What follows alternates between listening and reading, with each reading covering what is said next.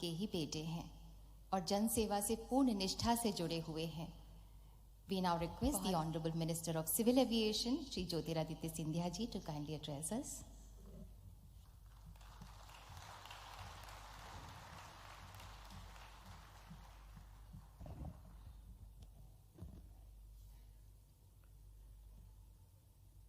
हमारे इस मंच पर विराजमान भारत की राष्ट्रपति महामहिम परम आदरणीय श्रीमती द्रौपदी मुर्मू जी, आज इस मंच पर हमारे साथ विराजमान गायना के राष्ट्रपति आदरणीय डॉक्टर मोहम्मद इरफान अली साहब, सूरीनाम के हमारे राष्ट्रपति महोदय आदरणीय चंद्रिका प्रसाद संतोखी जी, हमारे मध्य प्रदेश के राज्यपाल आदरणीय मंगू भाई पटेल साहब,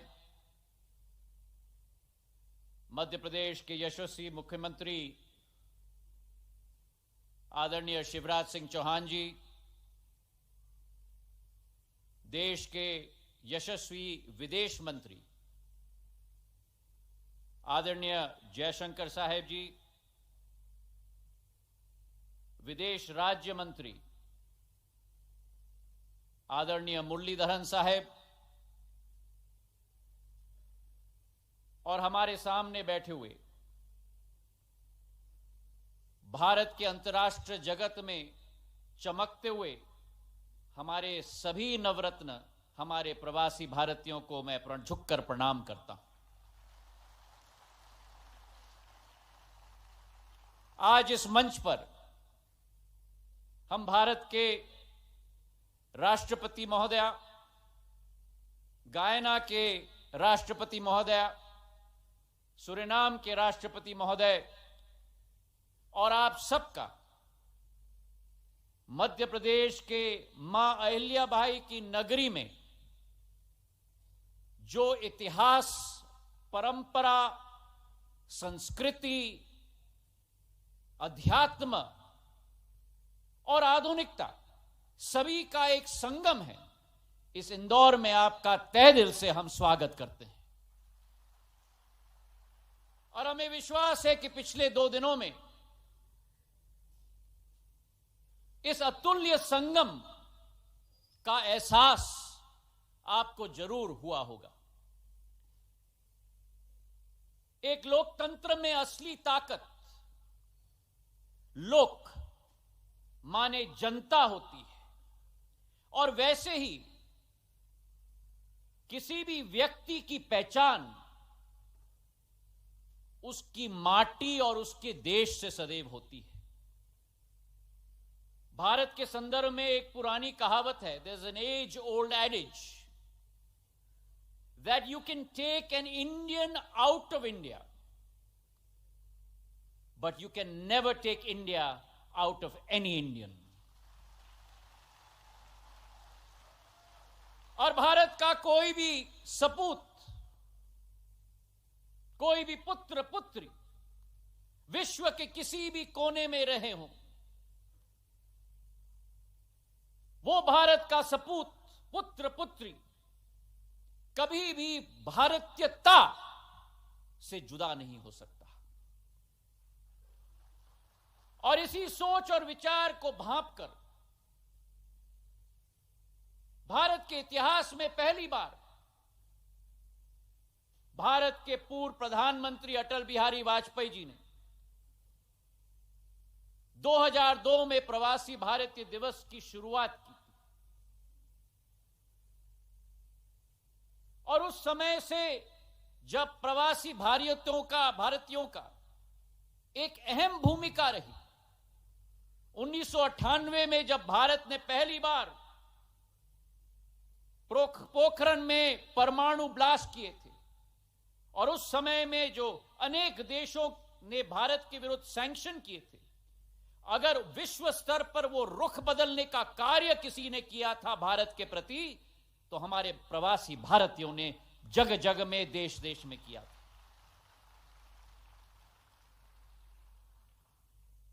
और आज 21 साल बाद मेरे भाई और बहनों, जब 17वीं प्रवासी भारतीय दिवस हम मनाने जा रहे हैं, यह केवल एक तारीख तक सीमित नहीं है. It is not limited to an event, it is not limited to a date. लेकिन 2014 से जब से प्रधानमंत्री नरेंद्र मोदी जी ने कार्यभार संभाला है, इसी संबंध को एक वैश्विक और एक नई सोच और विचारधारा और एक नई रिश्ता और एक नई रूप देने के लिए संकलित रूप से उन्होंने कार्य किया है.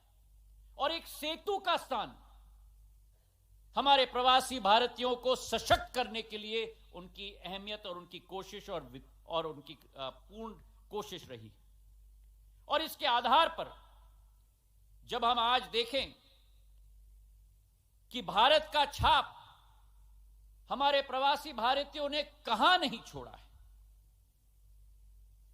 चाहे हम कोई मल्टीनेशनल कॉरपोरेशन देखें, चाहे हम देश के नेतृत्व करने वाले लोगों को देखें, चाहे हम विशेषज्ञों को देखें, चाहे हम एक एक सेक्टर में डॉक्टर्स इंजीनियर्स को देखें, चाहे यूके के प्रधानमंत्री ऋषि सुनक जी हों, चाहे हमारे माइक्रोसॉफ्ट के सीईओ सत्य नडेला हों, चाहे गूगल के सीईओ सुंदर पिचाई हों, चाहे आयरलैंड के राष्ट्रपति लियो वार्डकार जी हों, यह अतिशयोक्ति नहीं होगी अगर हम कहें कि भारत और भारतीयों को उभारने का काम प्रवासी भारतीयों ने किया है. और अकेले नहीं, अपने साथ पूरे विश्व को उठाने का कार्य भी हमारे प्रवासी भारतीयों ने किया.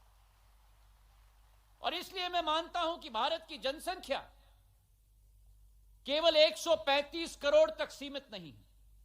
भारत की जनसंख्या 138 करोड़ है, जिसमें 3 करोड़ हमारे प्रवासी भारतीयों की जनसंख्या है. आपकी भागीदारी भारत को विकसित बनाने के लिए अनिवार्य है. आपकी भागीदारी और आपकी साझेदारी भारत को आत्मनिर्भर बनाने के लिए अनिवार्य है. और इसी दृश्य के पीछे एक शिल्पकार अगर रहा है इस देश में, तो प्रधानमंत्री नरेंद्र मोदी जी हैं, जिन्होंने अपनी सोच और विचारधारा के साथ और विदेश नीति जयशंकर जी के साथ सारे देशों के साथ कूटनीतिक संबंधों के साथ बनाकर हमारे प्रवासी भारतीयों को एक नया सम्मान का स्थान बनाने का संकल्प लिया है. और इसी के फलस्वरूप चाहे यूके में हम देखें, पिछले बार जब बैठक हुई थी, हर साल यह तय किया गया कि 3000 भारत के हमारे विद्यार्थियों को वर्क वीजा यूके में दिया जाएगा. जब पहले बार कोविड आया, वैश्विक महामारी आई, प्रधानमंत्री नरेंद्र मोदी जी ने खाड़ी देशों के सभी राष्ट्रपति प्रधानमंत्रियों को फोन करके हमारे सारे प्रवासी भारतीयों को उस क्षेत्र में उनका हालत और उनकी स्वास्थ्य सुविधा सुनिश्चित करवाई.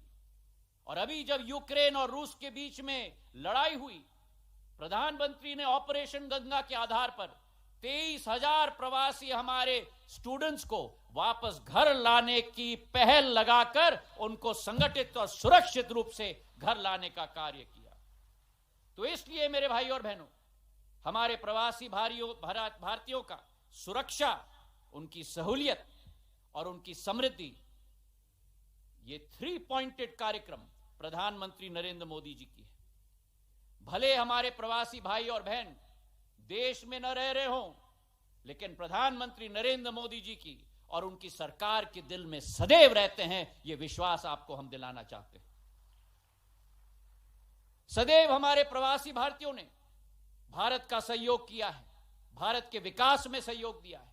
1991 में जब इकोनॉमिक क्राइसिस पूरे विश्व में आई थी, उस समय जो रेमिटेंस देश में एक एक प्रवासी भारतीय ने भेजा था, आज हमारे जीडीपी का भाग का 3.5% हो चुका है. और मैं विटनेस हूं कि जब प्रधानमंत्री जी ने हम लोगों को भेजा था यूक्रेन और रूस से हमारे विद्यार्थियों को सुरक्षित वापस लाने के लिए, हमारे एक एक प्रवासी भारतीय ने, मुझे रोमानिया भेजा गया था, वहां बैठकर न दिन देखा न रात देखा, सेवा भाव के आधार पर कोई गाड़ी चला रहा है, कोई टेंट लगा रहा है, कोई खाने पका रहा है। हमारे एक एक विद्यार्थी को लाने के लिए दिन रात हमारे प्रवासी भारतीयों ने कार्य किया। तो आज आप सबको मैं प्रणाम करता हूं और आपको मैं सलाम करता हूं। आज के दिवस पर प्रधानमंत्री जी की सोच और विचारधारा है और विश्व में यह ऐलान हो चुका है कि भारत के बिना विश्व आगे नहीं बढ़ सकता।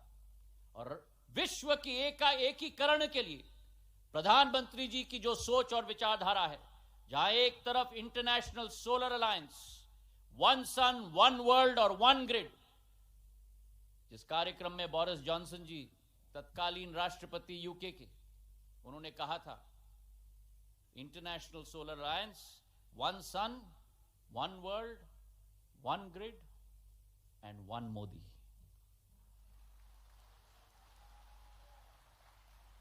जिस प्रधानमंत्री जी ने इस वर्ष G20 की अध्यक्षता भारत कर रहा है, आजादी के अमृत महोत्सव के वर्ष में भारत आज विश्व पटल पर उजागर हो रहा है मेरे भाई और बहनों।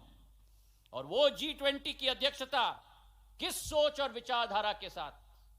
One earth, one family and one future. वासुदेव कुटुंबक की सोच, पूरा विश्व एक परिवार है।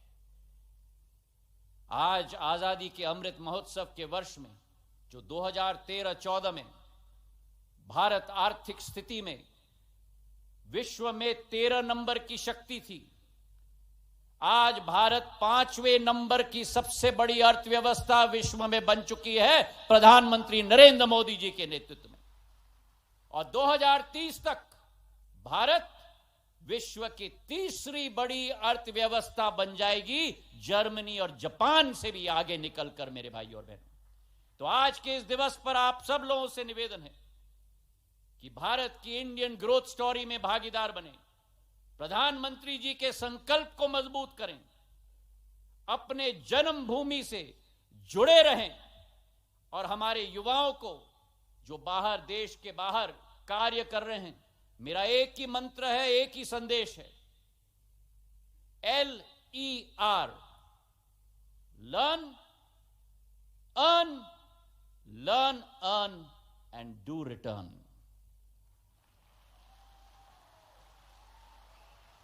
Learn, earn and do return because your destiny is here with Mother India. मुझे विश्वास है कि आपकी भागीदारी के साथ भारत की यह सदी होगी। इसी भावना के साथ भारत माता की धन्यवाद। जय हिंद।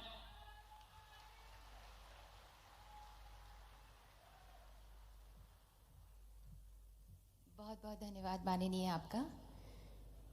अपने ऐतिहासिक कार्यकाल में मध्य प्रदेश का चेहरा बदल देने वाले